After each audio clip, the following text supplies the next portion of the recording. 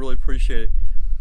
Today I want to talk about charisma. Charisma is described in a dictionary as a compelling attractiveness or charm that can inspire devotion in others. It's important to note that this compelling attractiveness has absolutely nothing to do with your looks. It's all about personality. No matter your personality, whether you're a driving force or you're the type that, sits back while others are talking, you have to develop an on-the-job personality to be successful in business, in any business, including the contracting and service business like myself. This on-the-job personality is the face you put on when you meet and talk to your client. I'm not talking about being someone that you're not, but more like the person in you that the businessman or woman part of you, okay? We often think of charisma as a special gift, but it's not so much a gift as a learnable skill that you can certainly master. I know it can be learned and mastered because I was once less than confident in social and business situations myself. But I had a friend many, many years ago named Pete, and he was just this super confident guy. He could talk to anyone and always had the attitude that he could accomplish just about anything that he put his mind to. I really admired him. Pete was my neighbor in some apartments that we lived in. He was studying to be a chiropractor at the time. We both were single and extremely broke as we were just getting started in the working world. And we wanted to go to a nightclub that night that was famous for their music and 4-to-1 man-to-woman ratio. We liked the odds, right? Problem was, in those days, we had to choose what we did with our money. We were pretty broke. So let's see, we needed food, gas, drinks, and an entry fee. Well, it looks like we're not eating tonight. Oh well, we ate yesterday. We'll be okay. Now, this particular club had 5 different sections that played 5 different music themes. Loved that place. This particular night, there was a bar mitzvah being thrown in one of the sections. As we walked by, the food smelled so good. We were so hungry. There were about 100 people in there. Now, we just about passed the door, and Pete stopped in front of me. I just about ran him over. He doubled back and said, "Follow me and just follow my lead." Before I could say anything, he headed into the bar mitzvah. And I'm thinking he's crazy, but I was right on his tail. You guessed it, he was headed for the food bar inside the party. He picks up a plate, starts shoveling food on his plate, and starts a conversation with anyone that would listen. I was behind him shoveling the food in my mouth in case we got kicked out.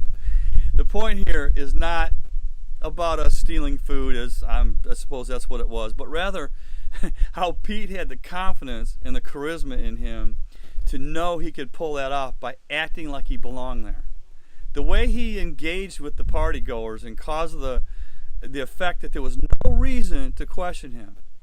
Now, that incident changed my life in many ways, and also including my decision not to steal food anymore.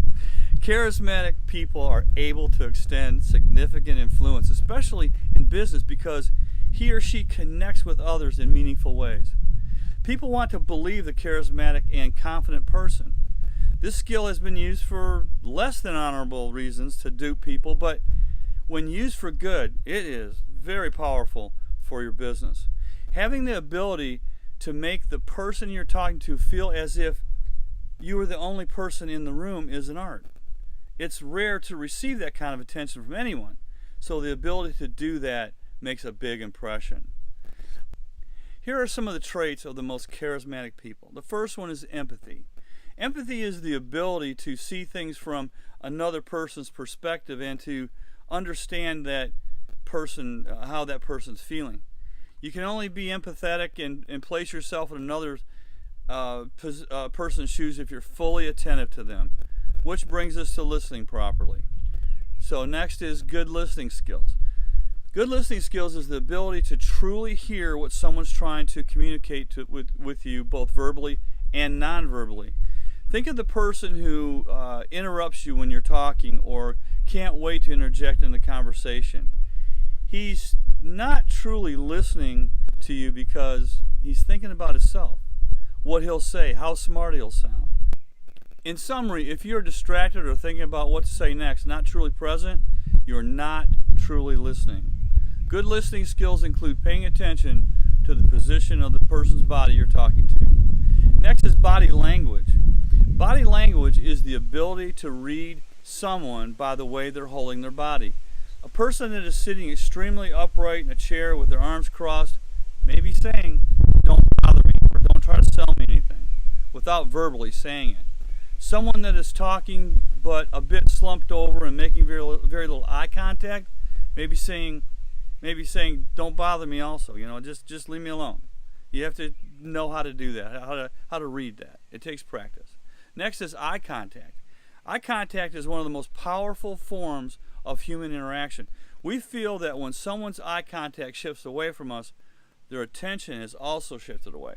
When you're looking someone in the eye, the impact of that connection be truly powerful. In addition to feeling heard, people actually feel seen. It implies that you care about them and what they have to say or relate to you. Enthusiasm is next. Enthusiasm is the ability to uplift another person through praise of their actions or ideas. Enthusiasm is difficult to fake because it's such a real emotion. It can only happen when you sincerely engage with what someone else is saying or doing. For your enthusiasm to come across powerfully, you have to sincerely feel it. Your ability to be fully present and engage is essential. Next is self-confidence. Self-confidence is a big one.